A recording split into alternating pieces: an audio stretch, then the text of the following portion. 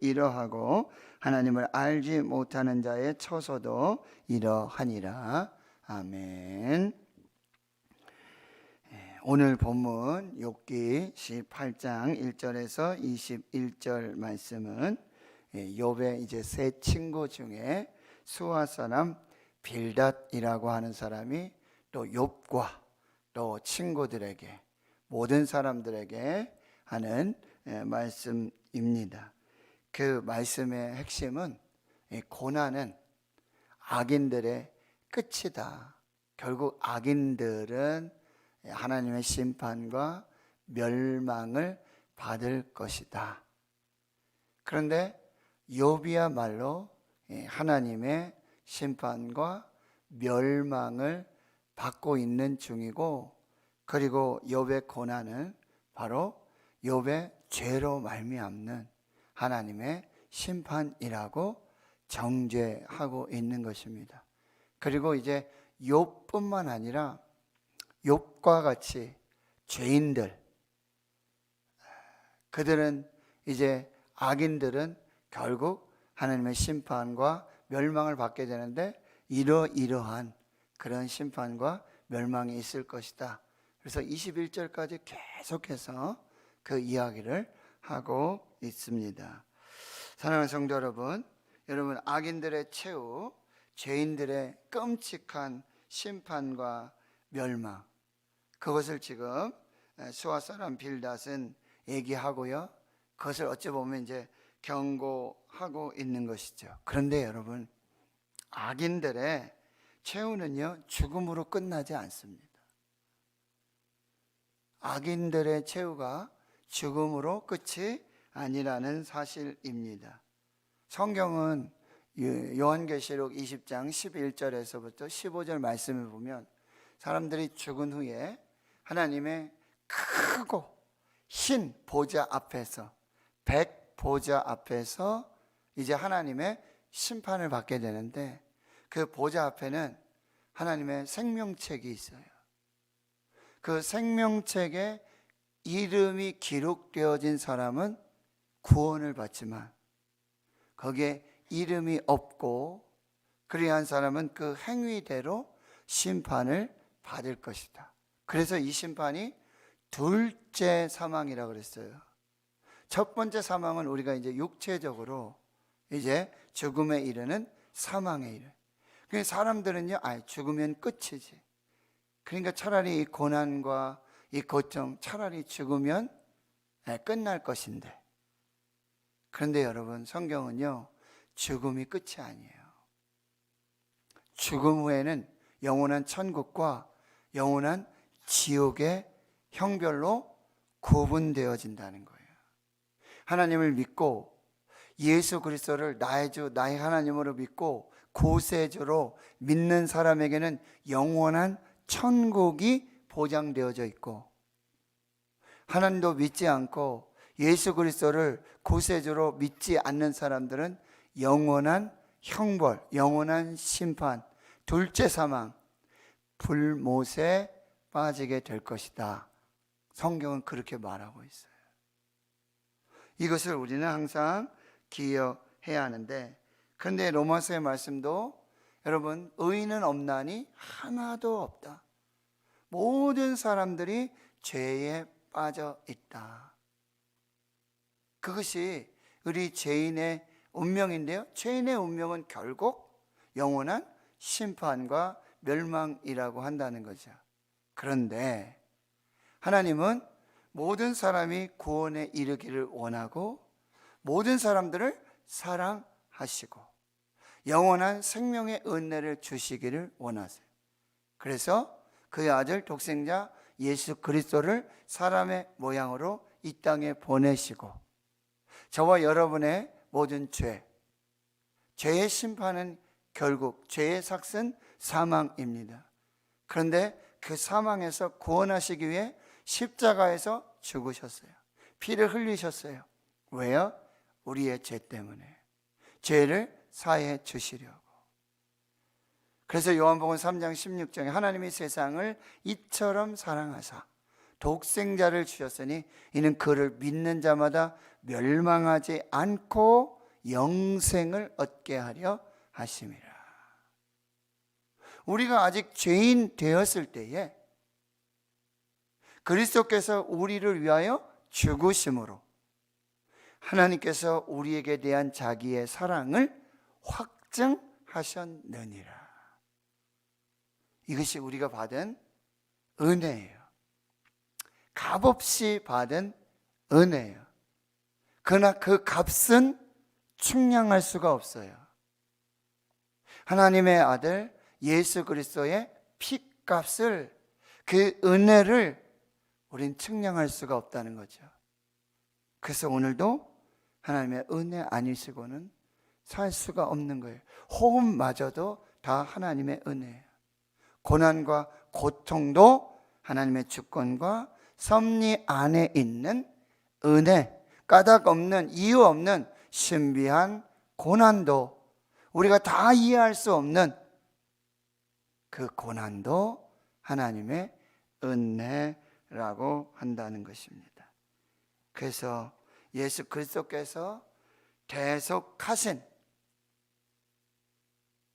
그래서 십자가에 죽으셔서 나를 살리신 그 하나님의 은혜, 구속의 은혜, 이것들을 우리는 항상 기억하고 하나님 앞에 서야 하는 것이죠. 그래서 오늘 18장 1절에서부터 4절까지는 수아 사람 빌닷이 이 욥을 아주 극렬하게 판단하고 정죄하고 있는 것입니다. 너희가 어느 때에 가서 말의 끝을 맺겠느냐. 너희라고 얘기하는데 이 너희는 욥을 말할 뿐만 아니라 또 나머지 두 친구도 이야기하면서 이야기하는 것입니다. 그리고 3절 욥에게는 이렇게 말해요. 어찌하여 우리를 짐승으로 여기며 부정하게 보느냐. 욥이 이제 친구들의 그런 충고를 받아들이지 않으니까 이제 욥에 대해서 욥은 우리를 짐승으로 여기고 부정하게 보고 있다라고 욥을 또 정죄하는 것이죠. 그리고 4절에 보면 욥을 이런 사람으로 부르고 있어요. 울분을 터뜨리며 자기 자신을 찢는 사람아, 이렇게 말하고 있어요. 그리고 너 때문에 땅이 버림받겠느냐, 바위가 그 자리에서 옮겨지겠느냐, 하나님의 창조 질서들이 바뀌어지겠느냐, 이렇게 욥을 판단하고 정죄하고요. 그리고 이제 5절 이하서부터 21절까지는 이제 욥과 같은 그런 악인들이 어떠한 심판과 멸망을 받게 될 것이고 어떠한 끝이 될 것인지를 말해주는데요. 5절과 6절은요, 바로 악인들은 복과 생명, 이 모든 것이 다 사라지게 될 것이라는 거예요. 악인의 빛, 이 빛은 생명이고 이 빛은 축복입니다. 그런데 그 빛이 다 꺼지고 그의 불꽃도 빛나지 않고 그의 장막 안에 빛은 어두워지지 않고 그 위에 등불은 꺼질 것이다. 여기 장막은요, 육신의 장막을 말하는 거예요. 고린도후서에도 보면 우리의 육신의 장막이 무너지면, 장막집이 무너지면 영원히 예비한 무너지지 않는 하늘의 장막, 하늘의 처소가 있을 것이다, 이렇게 말씀하고 있잖아요. 그러니까 우리 육신 안에 빛, 이 생명도 다 어두워지고 그 위에 등불도 다 꺼지게 될 것이다. 악인들은 결국 복과 생명이 다 꺼지고 사라지게 될 것이다. 7절에는요, 악인들은요, 활기찬 걸음이 피곤하여 지고 그가 마련한 꾀에 스스로 빠질 것이다. 시편 1편 1절에 보면 복 있는 사람은 악인들의 꾀를 따르지 아니하며. 여러분, 악한 자들이 아주 기가 막히게 꾀를 부리는 것 같죠. 사람을 속이고 눈 가리고 그렇게 악인들이 행동할 때가 있어요. 그런데 하나님 다 보십니다.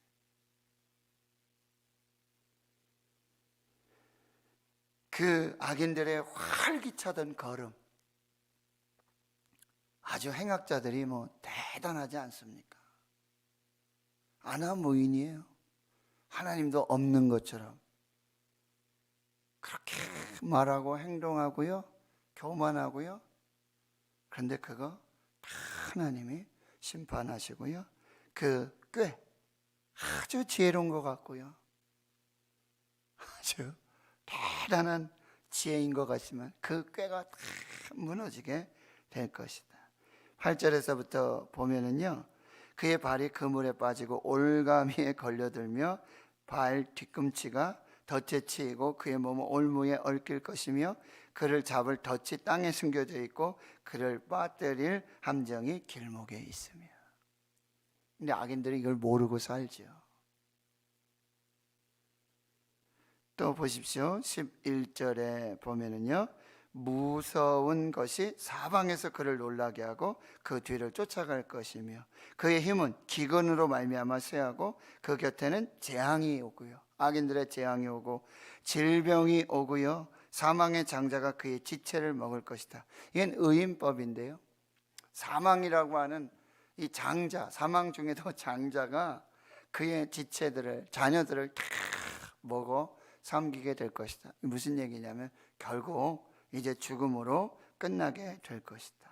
14절 이하에 보면 그가 의지하던 것들, 악인들이 의지하던 것들에서 장막에서 다 뽑히고요, 공포의 왕에게로 잡혀가고 그에 속하지 않은 자가 그의 장막에 거하고, 장막도 다 뺏기는 거예요.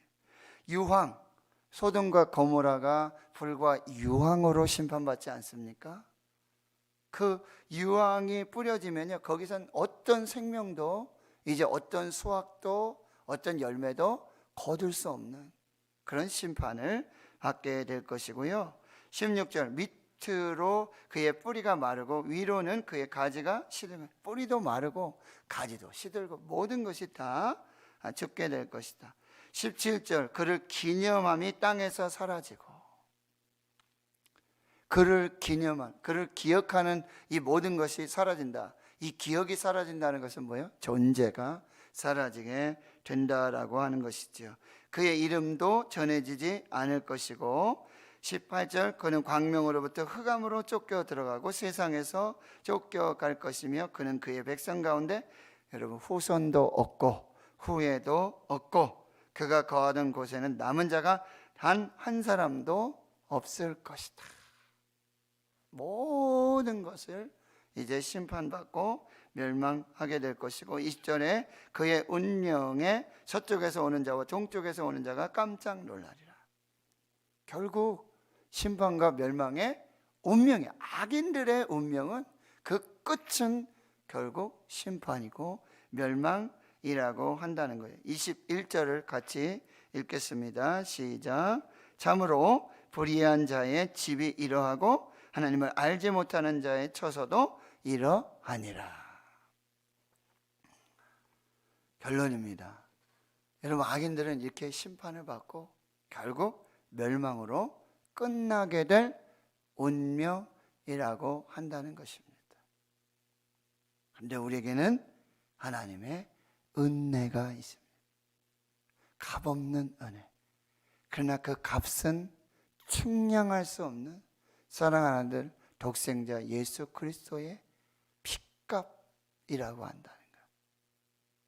여러분, 이것을 꼭 기억하시고요, 오늘 누군가를 판단하고 정죄하기보다 위로해주고 격려해주고 세워주는 그 말 한마디, 그것을 통해서 하나님의 생명과 구원의 역사가 흘러가게 됨을 꼭 기억하시면 좋겠어요. 텔레비전 프로에 이런 내용이 있었다고 그러는데요, 이 법정에서, 재판정에서 이 질서를 유지하는, 거기에서 일하는 그 경찰관 한 사람이 이런 얘기를 했다고 합니다. 제안했다고 그래요. 무슨 얘기냐면, 법원에 가면은 당신의 죄는 이거고 그 죄값은 벌금 얼마, 뭐 징역 아니면 무기징역, 또 뭐 사형, 이렇게 판정을 내리지 않습니까? 그는 늘 그런 어떤 판정을 듣게 되는 거죠. 법원에서 죄만 판결하지 말고 뭐예요? 잘한 일도 판결해 주었으면 좋겠다라는 제안을 했다고 그래요. 가령 이런 거죠.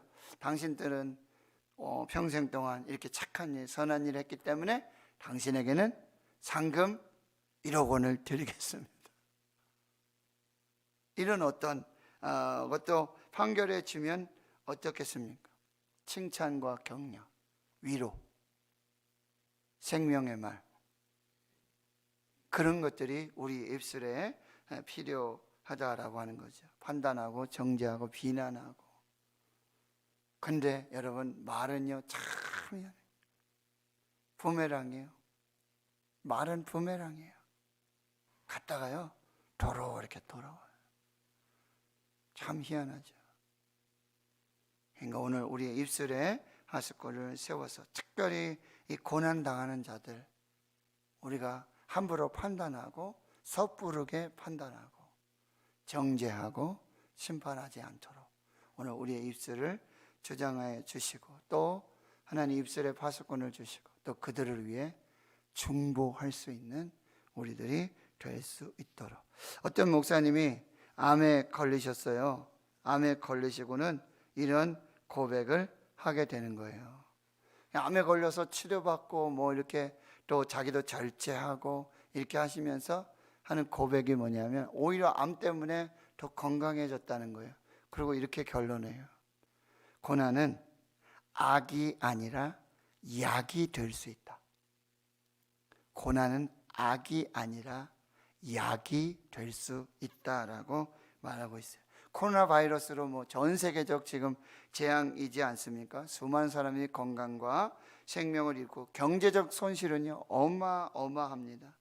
팬데믹 세계적인 재앙의 선언이었습니다. 그런데 이 목사님은 코로나 팬데믹을 또 이렇게 해석하더라고요. 좋은 선물들이 있었다는 거예요. 첫째는 사람들이 불필요한 외부 활동을 줄이고 일이 끝나면 일찍 귀가하고, 두 번째 가족들과 많은 시간 보내고, 셋째는 부부가 서로 배려하고 보호해주고, 넷째 삶이 단순해지고 경제적으로도 절약을 하게 되고, 다섯째 오히려 여러 종류의 질병들이 예방되고 있다. 감기들도 많이 줄고 결막염, 수족구. 왜요? 손 위생 잘 하고 그러니까요. 그리고 여섯 번째, 신앙적으로도 하나님을 의지하고 그리고 은혜를 갈망하며 살아가게 되어지고, 일곱 번째, 아이들도 튼튼해지고 있다는 거예요. 그동안에는 부모님들이 막 맞벌이 부부다 아이들 잘 챙기지 못했는데 집에서 또 잘 챙기면서 아이들도 건강하게 되어지게 됐다. 여하튼 고난은 악이 아니라 약이 될 수 있다. 다른 종교들은요, 불교, 힌두교, 이슬람, 이거는 모두 고난이 죗값이라고 그렇게 말하고 있죠. 인과응보라고. 그러나 기독교, 우리 성경에서 하나님이 말씀하시는 이 고난의 의미는 조금 다르다라고 하는 것입니다. 물론 죄의 값으로 고통과 고난이 오는 것은 사실입니다. 불순종으로 죄가 오게 되었고 그 죄의 삭은 사망이 되고 있다라는 사실이에요. 그러나 하나님께서는요, 그 주권과 그 섭리 가운데 이 고난이라는 것도 하나님께서 바꾸어서 선용하셔서 하나님의 뜻을 이루고 하나님의 영광을 보게 하는 축복의 통로로 사용하신다라고 하는 것입니다. 그래서 사도 바울이 뭐라고 얘기해요? 가시 때문에가 아니라 가시 덕분에 약할 때 강함의 은혜를 경험하게 되었다고 고백하고 있는 것입니다. 그 사람 때문에 내가 고생한 것이 아니라 그 사람 덕분에 하나님이 나를 빚어주시고 계신다는 거예요. 다윗의 고백이에요. 사울 때문에 하나님은 다윗을 빚어주신 것이죠. 이스라엘 왕으로 훈련시켜 주신 것입니다. 여러분에게 있는 가시가 가시 때문에가 아니라 그 마지막에 가시 덕분에, 그 사람 때문에가 아니라 그 사람 덕분에 다 겸손해졌고 기도하게 하셨고 나를 돌아보게 해주셨고 이 고난의 의미도 하나님 앞에서 보게 하셨습니다. 은혜 아니면 살아갈 수가 없습니다. 이것이 우리의 고백인 줄을 믿습니다. 기도하겠습니다. 하나님 아버지, 세상 사람들은 죽으면 모든 것이 끝난다라고 생각합니다. 하나님 알지도 못하고 예수 그리스도를 믿지 않는 사람들은 차라리 죽으면 안식이고 평안이라고 말합니다. 그러나 성경은 하나님께서는 죽음이 끝이 아니라 죽음 후에 영원한 심판과 영원한 멸망 그리고 영원한 생명이 구별됨을 말씀해 주고 있습니다. 하나님 아버지, 우리가 하나님을 믿고 예수 그리스도를 나의 주 나의 하나님으로 구세주로 믿을 때 우리 죽음 이후에 영원한 생명, 영생의 그 거룩한 은혜가 예비되었는 줄 믿습니다. 이 땅에 신비한 고난, 까닭 없는 이유 없는 고난이 가시 때문에가 아니라 가시 덕분에 그 사람 때문에가 아니라 그 사람 덕분에 나를 빚으시고 나의 약함이 오히려 하나님의 은혜와 하나님의 역사의 통로가 됨을 겸손하게 믿음으로 바라볼 수 있는 저희들 모두가 되게 해 주시옵소서. 하나님, 우리에게는 하나님으로 예수 그리스도로 말미암아 그 십자가로 악인들의 받는 그 형벌, 그 죽음, 영원한 심판이 우리에게는 없음을, 그래서 날마다 은혜고 모든 것이 감사하고 모든 것이 하나님의 축복인 것들을 기억하며 오늘 하루 우리의 입술에 하수꾼을 세워주셔서 함부로 판단하고 정죄하지 않도록 주의 성령께서 모든 것들을 주관하시며 성령 안에 하나님 안에 주권적인 섭리 안에 있는 이 신비한 고난 하나님 앞에서 믿음으로 감사함으로 감당할 수 있도록 도와주시옵소서. 이제는 우리 구주 예수 그리스도의 은혜와 하나님 아버지의 무한하신 사랑하심과 성령의 교통하심이 이제로부터 영원토록 함께 하시옵기를 간절히 축원하옵나이다. 아멘.